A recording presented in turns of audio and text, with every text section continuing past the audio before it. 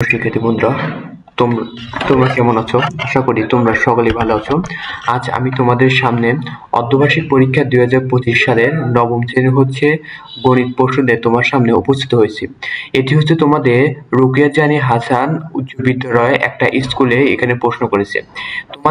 তোমাদের এই গণিত প্রশ্নটা দেখা যাচ্ছে তোমাদের একই রকম প্রশ্ন তোমাদের টাইপ ভিত্তিক আসতে পারে, অর্থাৎ তোমাদের প্রশ্নের টাইপগুলো একই রকম হবে, শুধুমাত্র দেখা যাচ্ছে প্রশ্নগুলো মান পরিবর্তন হতে পারে। তোমাদের কিরকম ভাবে তোমরা পড়লে এবং কোন ভাবে পড়লে তোমাদের এই টাইপ থেকে এই প্রশ্ন থেকে তোমাদের দেখা যাচ্ছে কমন পাবা, আমি সেই ভিডিওটা পুরোপুরি দেখলে তোমরা বুঝতে পারবা। প্রথমে আছে আমি সৃজনশীল অংশে। দেখো তোমাদের সৃজনশীল অংশ কি বলছে, প্রথমে যে কোনো 10টি প্রশ্নের উত্তর দাও। তোমাদের সংক্ষিপ্ত উত্তর প্রশ্নের মধ্যে বলছে। এখন দেখো কি বলছে, ক্ষুদ্রতম মৌলিক সংখ্যা ব্যাখ্যা করো। এখন ক্ষুদ্রতম মৌলিক সংখ্যা কোনটা? তোমরা যারা দুই হচ্ছে ক্ষুদ্রতম মৌলিক সংখ্যা, কেন দুইটি ক্ষুদ্রতম ব্যাখ্যা করতে বলছে। এখন 2 নম্বর দেখো তোমাদের কি বলছে, x such that x belongs to n এবং 4 less than s স্কয়ার এত, মানে এই সেটকে তালিকাবদ্ধ প্রকাশ করতে বলছে। তোমাদের এই যে 2 নাম্বার যে তোমাদের প্রশ্ন আছে, সেই প্রশ্ন দেখা যাচ্ছে তোমাদের অনেকভাবে আসতে পারে। যেমন এখানে তোমাদের এখানে 4 এর জায়গায় তোমাদের অন্য কিছু দিতে পারো, যেমন এখানে 5 দিতে পারতো, অথবা এখানে 9 এর জায়গায় তোমাদের 12 দিতে পারতো। মানে তোমাদের শুধুমাত্র কি এখানে মান পরিবর্তন থাকবে, এখানে তালিকাবদ্ধ প্রকাশ করতে বলছে, মানে শুধুমাত্র মান পরিবর্তন করে দিলে তোমাদের হয়ে যাবে। তারপর দেখো এই ফাংশন, দেখো একটা তোমাদের ফাংশন তোমাদের x এর মান কত, তোমাদের -1 এখানে বসা তোমাদের মান বাই করতে হবে। এখন এখানে -1 এর জায়গায় তোমাদের 2 বসাতে পারে, 3 বসাতে পারে, মানে তোমাদের শুধুমাত্র টাইপ গুলো তোমাদের কি একই রকম, তোমাদের কি থাকবে টাইপ একই রকম থাকবে, শুধুমাত্র প্রশ্নগুলো মানগুলো শুধুমাত্র ভিন্ন হবে। যেমন x স্কয়ার জায়গায় তোমাদের q দিতে পারে, এখানে 3x এর জায়গায় তুমি 6x দিতে পারো, তো এরকম। আবার দেখো এই একটা মান দিচ্ছে তোমাদের, একটা প্রশ্ন দিচ্ছে, এখান থেকে দেখো x square minus y square equal to কত, এখানে তোমরা জানো একটা সূত্র দিচ্ছে, সূত্র তোমরা করতে পারবা। তারপর বৃত্তের ব্যাসার্ধ দ্বিগুণ করলে ক্ষেত্রফল কত গুণ বাড়বে।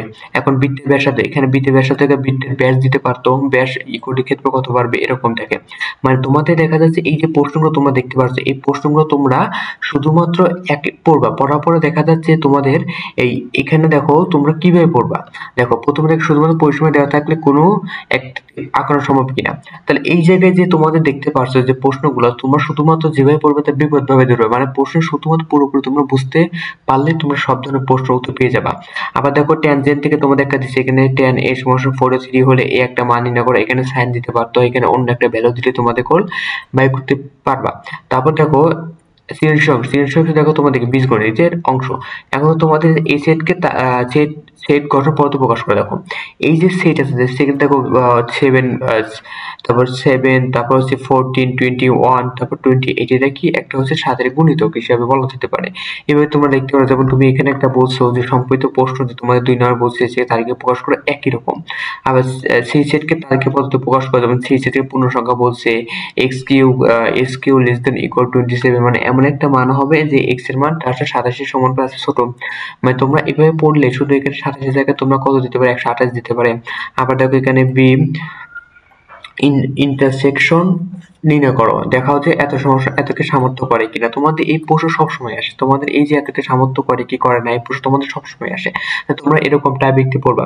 আবার দেখো এখানে একটা 2 নম্বর সৃজনশীল প্রশ্ন দিচ্ছে, যেমন x² - 2√3 11 হলে 1/x এর মান কত। তারপর এরকম প্রশ্ন তোমরা খুব সহজে জানো যে এটা কি x স্কয়ার, তারপর এখানে মাইনাস হচ্ছে, এটা ডান দিকে তোমরা নিয়ে যেতে হয়, ডান দিকে নিয়ে যাওয়ার পরে তোমাদের এখানে কি একটা ডান দিকে একটা a - b অথবা a + b হোল স্কয়ার সূত্র পড়ে, সেখান থেকে তোমরা স্কয়ার তোমাদের ই করে দিয়ে তোমরা এখানে মান আসে।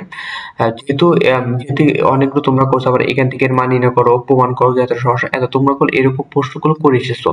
তারপরও আমি এখানে বলতেছি কারণ এই একই রকম টাইপ বিকি তোমাদের আসে। আবার দেখো তোমাদের এমসিকিউ, দেখো একই রকম টাইপ বিকি তোমাদের এমসিকিউ আসে। তোমরা এই যে এমসিকিউ গুলো যেগুলো আছে শুধুমাত্র টাইপ বিকটি তোমাদের কমন পড়বে, হুবহু কমন না পড়তে পারে, আরো কমন পড়তে পারে।